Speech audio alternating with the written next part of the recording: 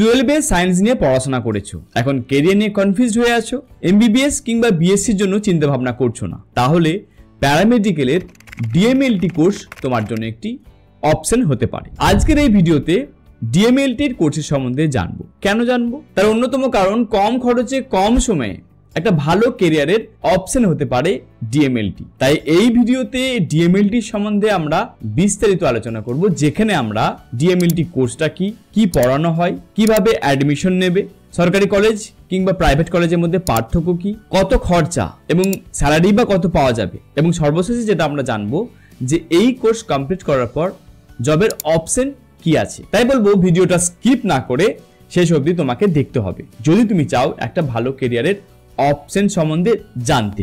প্রথমে আমরা জানবো যে ডিএমএলটি কি বা এই কোর্সে কি পড়ানো হয়। ডিএমএলটির ফুল ফর্ম হচ্ছে diploma in medical laboratory technology, যেখানে তোমাকে পড়ানো হবে প্যাথোলজি, অ্যানাটমি, ফিজিওলজি, মাইক্রোবায়োলজি এই ধরনের সাবজেক্ট। ব্যাপারটা যদি একটু খুলে বলি তোমাদের কাজ কি হবে, তোমাদের হয়তো আইডিয়াটা ক্লিয়ার হবে।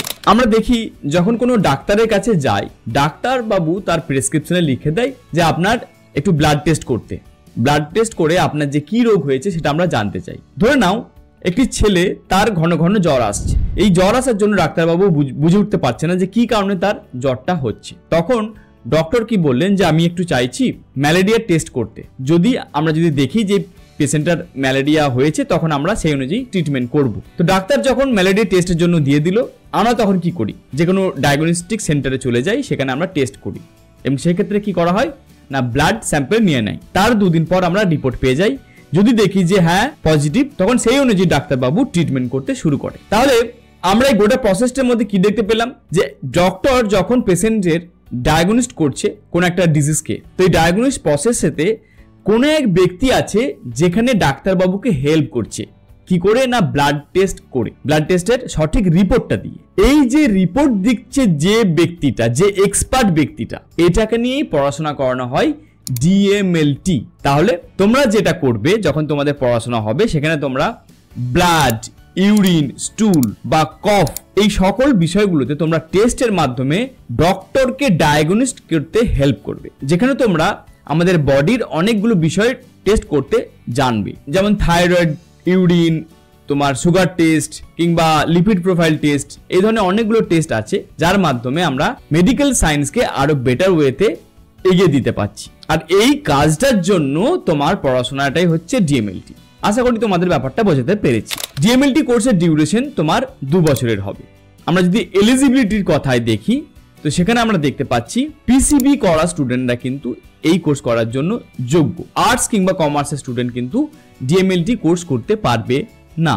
2024 সালের রিপোর্ট অনুযায়ী ভারতে হেলথ সেক্টরে ল্যাব টেকনিশিয়ানের চাহিদা 23% বৃদ্ধি পেয়েছে। তাহলে বোঝা যাচ্ছে যে অ্যাটলিস্ট তোমরা যদি ডিএমএলটি কমপ্লিট করে ফেলো, তোমরা কিন্তু বসে থাকবে না, বিভিন্ন সেক্টরে জবের অপশন তোমরা পাবে। এবার আসি ভর্তি হওয়ার প্রসেসটা কি, কিভাবে তোমরা ডিএমএলটিতে ভর্তি হতে পারবে। ভর্তি হওয়ার জন্য আমাদের পশ্চিমবঙ্গে প্রতি বছর একটা এক্সাম হয়, যে এক্সামটা ওয়েস্ট বেঙ্গল স্টেট ফ্যাকাল্টির আন্ডারে এই এক্সামটা হয়। এই এক্সামের টাইমিংটা আগস্ট থেকে সেপ্টেম্বরের মধ্যে হয়। আর এই এক্সামে বসার জন্য প্রতি বছর ফর্ম ফিল আপ হয়, যেটা তোমার জুন মাসের প্রথম সপ্তাহ থেকে জুলাই মাসের প্রথম সপ্তাহের মধ্যে কিন্তু তোমরা অ্যাপ্লাই করতে পারবে।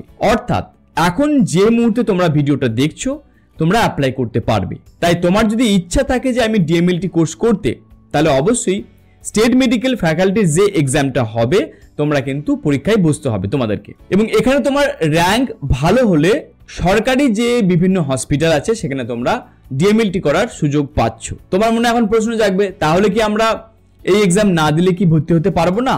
অবশ্যই পারবে। অনেক কলেজ আছে, প্রাইভেট কলেজ আছে, যেখানে তোমাকে ডাইরেক্ট অ্যাডমিশনের সুযোগ করে দেবে। তবে আমি বলবো, তুমি যদি এই বছর সদ্য এইচএস দিয়ে থাকো, একবার এই এক্সামটা দাও, তাহলে অল্প খরচে তোমার ডিএমএলটি কোর্সটা হয়ে যাবে এবং তার সাথে ভালো কলেজে সুযোগ পাবে পড়াশোনা করার। এটা কিন্তু একটা ফ্যাক্টর। আমরা যদি সরকারি কলেজের কথা বলি, বর্ধমান মেডিকেল কলেজে তুমি ডিএমএলটি করতে পারবে, কলকাতা মেডিকেল কলেজে পারবে, এনআরএস কলেজে তুমি মেডিকেল কলেজে ডিএমএলটি করার সুযোগ পাচ্ছ। এছাড়া আরো অনেক সরকারি কলেজ আছে যেখানে তুমি সুযোগ পাবে ডিএমএলটি করার। তবে শর্ত একটাই, তোমাকে কিন্তু এক্সাম দিতে হবে এবং ভালো র্যাঙ্ক লাগবে। এবার আসি কয়েকটা প্রাইভেট কলেজের কথা যেখানে তোমরা ডিএমএলটি করতে পারো। NSHM নলেজ ক্যাম্পাস বলে একটি কলেজ আছে যেখানে তোমরা করতে পারো। ব্রেনওয়্যার ইউনিভার্সিটি থেকে তোমরা ডিএমএলটি করতে পারো। তোমরা যদি চাও যে প্রাইভেট কয়েকটা কলেজের কথা তোমাদেরকে জানাই এবং কোথা থেকে ভালো হবে এই বিষয়ে তোমরা যদি গাইডেন্স পেতে চাও, ডেসক্রিপশনে আমি একটি ফর্ম দিয়ে দেবো, তোমরা ফিল আপ করো। অতি সত্বর আমার টিম তোমার সাথে যোগাযোগ করে নেবে। এছাড়াও কমেন্টেও আমি কিন্তু ফর্মের লিঙ্ক দিয়ে দিচ্ছি। এবার আসি যে কলেজগুলোতে পড়াশোনা করার জন্য ফি স্ট্রাকচার কত আছে।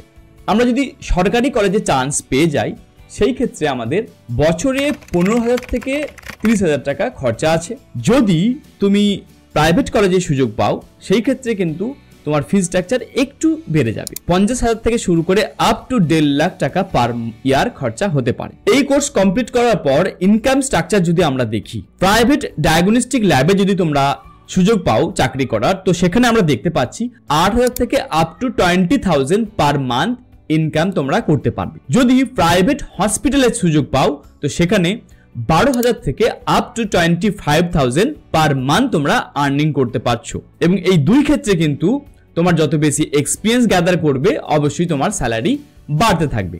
যদি তুমি সরকারি হসপিটালে সুযোগ পাও অ্যাজ এ ল্যাব টেকনোলজিস্ট হিসাবে, তো সেই ক্ষেত্রে তোমার স্যালারি স্ট্রাকচার 25,000 থেকে আপ টু 40,000 তোমার পার মান্থ ইনকাম করতে পারবে। এছাড়া তুমি যদি বাইরে কান্ট্রিতে, বিশেষ করে দুবাই বা গালফ কান্ট্রিতে সুযোগ পেয়ে যাও অ্যাজ এ ল্যাব টেকনোলজিস্ট হিসাবে, সেখানে আমরা দেখতে পাচ্ছি 60,000 থেকে আপ টু 1.2 লাখ অব্দি পার মান্থ আর্নিং করতে পারছো। আচ্ছা, এখন প্রশ্ন জাগতে পারে যে তাহলে এই ডিএমএলটি কোর্সটা কে করতে পারবে, কার জন্য করা উচিত? এইচএস কমপ্লিট করার পর যে সকল স্টুডেন্ট চাইছো যে হেলথ সেক্টরে থাকতে কিন্তু ডাক্তার হতে চাও না, তাদের জন্য ডিএমএলটি ভালো হবে।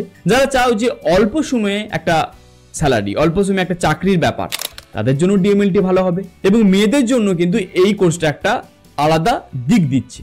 তার অন্যতম কারণ, যেহেতু ল্যাব টেকনোলজিস্ট হিসেবে তোমাদের কাজটা হবে ল্যাবেতেই, কোথাও দৌড়ঝাঁপ বেশি নাই, সেই ক্ষেত্রে মেয়েদের জন্য এটি একটি সেফটি জবেরও অপশন হতে পারে। ডিএমএলটি কমপ্লিট করার পর তোমার যদি ইচ্ছা হয় যে আমি হায়ার স্টাডি করতে, সেই ক্ষেত্রে কিন্তু হায়ার স্টাডির অপশন তোমার কাছে খোলা থাকছে। যেমন তুমি বিএমএলটি করতে পারছো বা বিএসসি ইন মাইক্রোবায়োলজি করার সুযোগ পাচ্ছ, MSc in medical lab science নিয়েও পড়াশোনা করার সুযোগ পাচ্ছ। এবং তুমি যদি চাও আরো বেশি হায়ার স্টাডি করতে, তারও অপশন তোমার কাছে কিন্তু খোলা থাকছে। এবং পরবর্তীকালে তুমি যদি চাও যে আমি নিজস্ব একটি ল্যাব খুলতে, তারও কিন্তু অপশন পাবে। এবার আসছি কয়েকটা প্রশ্নের উত্তর তোমাদের সাথে শেয়ার করব যেটা তোমরা ফ্রিকোয়েন্টলি কোশ্চেন করে থাকো গুগলে কিংবা ইউটিউবে। ডিএমএলটি করে কি আমরা সরকারি চাকরির সুযোগ পাবো? অবশ্যই সুযোগ পাবে। ডিএমএলটি করার পর প্রতি বছর আমরা বিভিন্ন সরকারি হসপিটালে বিজ্ঞপ্তি দেখতে পাই যেখানে ডিএমএলটি করা স্টুডেন্টদেরকে নেয়। তবে অবশ্যই কিন্তু সেখানে তোমার এক্সামের অপশন আছে, কম্পিটিশন আছে, এটা কিন্তু লক্ষ্য দিতে হবে। এবং পরবর্তীকালে তোমরা এমসেও চাকরি করার অপশন পাবে। 2 নম্বর যে প্রশ্নটা তোমরা অনেক সময় করে থাকো যে ডিএমএলটি না বিএমএলটি কোনটা ভালো। দেখো, ডিএমএলটি বিএমএলটির মধ্যে পার্থক্যটা কি? একটা হচ্ছে ডিপ্লোমা কোর্স যেটা 2 বছরের, আরেকটি হচ্ছে ব্যাচেলার কোর্স যেটা তোমার হবে 3 বছরের। তোমরা যদি ডিএমএলটি কমপ্লিট করো তো তোমার কাছে কিন্তু বিএমএলটি করার অপশন অবশ্যই খোলা থাকছে। যদি তুমি দেখো যে আমাকে দ্রুত কোনো একটি চাকরির অপশন করতে হবে, চট জলদি আমাকে ফ্যামিলিকে সাপোর্ট করতে হবে, সেই ক্ষেত্রে বলবো ডিএমএলটি করো। যদি মনে হয় যে না, আমার ফ্যামিলি সাপোর্টটা বড় ব্যাপার নয়, আমি 5 বছর 6 বছর পড়াশোনা করার পর আমি চাকরি করব, তো সেই ক্ষেত্রে আমি বলবো বিএমএলটি করো। এবং বিএমএলটি করার জন্য তোমাকে জেন পাস এক্সাম দিতে হবে। অনেকে প্রশ্ন করো যে এআই আসার পর, অর্থাৎ আর্টিফিশিয়াল ইন্টেলিজেন্স আসার পর এই যে ডিএমএলটির ওরিয়েন্টেড যে জবগুলো আছে এগুলোর উপরে কি কোনো এফেক্ট পড়বে? না। হিউম্যান টেকনিশিয়ানের সর্বদাই কিন্তু প্রয়োজন থাকবে। এমনটা নয় যে রোবট তোমার ব্লাড টেস্ট করে ফেলবে। মেবি এটা হয়তো আগামীতে আসতে পারে, আমরা হয়তো কোনো কিছু প্রেডিকশন করতে পারছি না, তবে আগামী 20 বছরে তো আমরা এর কোনো সম্ভাবনা দেখতে পাচ্ছি না। আর্টসের স্টুডেন্ট কি ডিএমএলটি করতে পারে? না। সায়েন্স ব্যাকগ্রাউন্ডের স্টুডেন্ট না হলে কিন্তু তোমরা ডিএমএলটি করতে পারবে না। তুমি বলতে পারো যে ডিএমএলটি করার জন্য যে টাকা আমি খরচা করব, কত টাকার মধ্যে আমার রিটার্ন আসবে? অনেকে তোমরা এরকম ভাবে ক্যালকুলেট করো। তো আমরা আশা করতে পারছি তুমি যদি প্রাইভেট কলেজে থেকে যদি পড়াশোনা করো তাতে তোমার খরচা খুব বেশি জোর হচ্ছে 3 লাখ টাকা।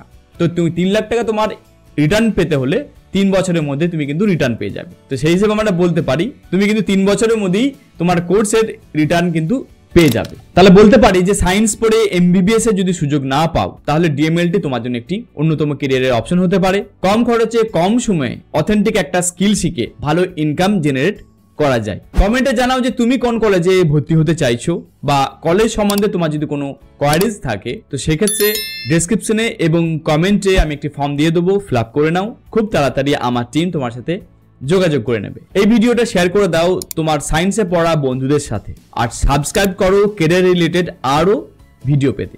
পরের ভিডিওতে আবার দেখা হবে। Thank you very much.